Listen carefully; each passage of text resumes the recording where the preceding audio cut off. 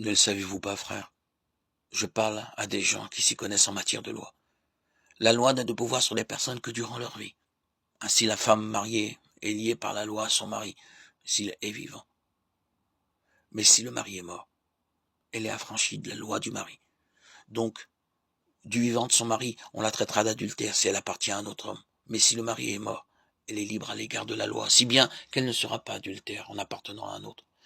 De même, mes frères, vous aussi le corps crucifié du Christ vous a fait mourir à la loi pour que vous apparteniez à un autre, celui qui est ressuscité d'entre les morts, afin que nous portions des fruits pour Dieu.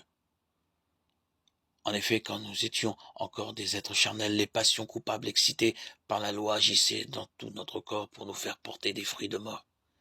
Mais maintenant, nous avons été affranchis de la loi, étant morts à ce qui nous entravait. Ainsi, nous pouvons assurer un service nouveau, celui de l'esprit, au lieu du service ancien, celui de la lettre de la loi.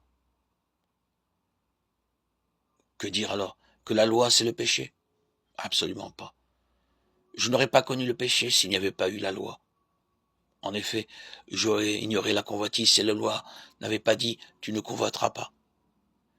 Mais le péché a saisi l'occasion, et par le commandement, il a produit en moi toutes sortes de convoitises, car sans la loi, le péché est chose morte. Et moi, jadis, sans la loi, j'étais en vie. Mais quand le commandement est venu, le péché est devenu vivant. Et pour moi, ce fut la mort. Et le commandement qui était principe de vie s'est trouvé être pour moi un principe de mort. En effet, le péché a saisi l'occasion, et par le commandement, il m'a séduit par lui. Il m'a tué. Finalement, la loi est sainte. Le commandement est saint, juste et bon. Alors, c'est quelque chose de bon qui a été pour moi la mort. Absolument pas. C'est le péché. Pour qu'on voit bien qu'il est le péché. Il s'est servi de quelque chose de bon pour causer ma mort. Ainsi, par le commandement, le péché est devenu pleinement péché. Romains 7, 1, 14.